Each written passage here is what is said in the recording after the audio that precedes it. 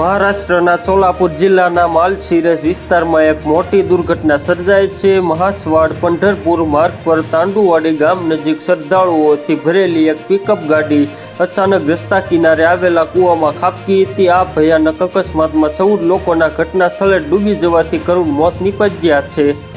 તમામ મૃતકો પંઢરપુર વિસ્તારના રંજની ગામના રહેવાસી હોવાનું સામે આવ્યું છે. આ ઘટનાને પગલે સમગ્ર પંથકમાં શોકનું મોજું ફરી વળ્યું છે. મળતી માહિતી મુજબ રંજની ગામના આ શ્રદ્ધાળુઓ મહાસવાડ ખાતે સિદ્ધનાથના દર્શન કરવા માટે ગયા હતા. દર્શન કરીને જ્યારે તેઓ પિકઅપ ગાડીમાં પોતાના ગામ પરત ફરી રહ્યા હતા ત્યારે માલશીરસ તાલુકાના તાંડુવાડી ગામ પાસે આ અકસ્માત નડ્યો હતો. અકસ્માતની જાણ થતાં જ ઘટના સ્થળે સ્થાનિક લોકોના મોટા ટોળા ઉમટી પડ્યા હતા. અકસ્માતનું ચોક્કસ કારણ હજુ સુધી સત્તાવાર રીતે જાણી શકાયું નથી, પરંતુ પ્રાથમિક અંદાજ મુજબ ડ્રાઈવરે સ્ટીયરિંગ પરથી કાબુ ગુમાવી દેતા આ દુર્ઘટના ઘટી હતી.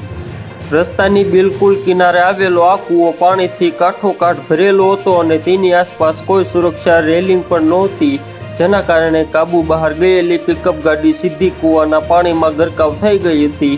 ઘટનાની જાણ થતાં પ્રશાસનના ઉચ્ચ અધિકારીઓ કાફલા સાથે ઘટના સ્થળે દોડી આવ્યા હતા. તો મિત્રો, હાલ માટે એટલું જ. ફરી મળીએ નવી અપડેટ અને નવા સમાચાર સાથે. તે પહેલાં ખાસ કરીને વિડીયોને એક લાઇક અને RTV ગુજરાતી ન્યૂઝ યુટ્યુબ ચેનલને ખાસ કરીને સબસ્ક્રાઈબ કરવાનું ભૂલતા નહીં મિત્રો.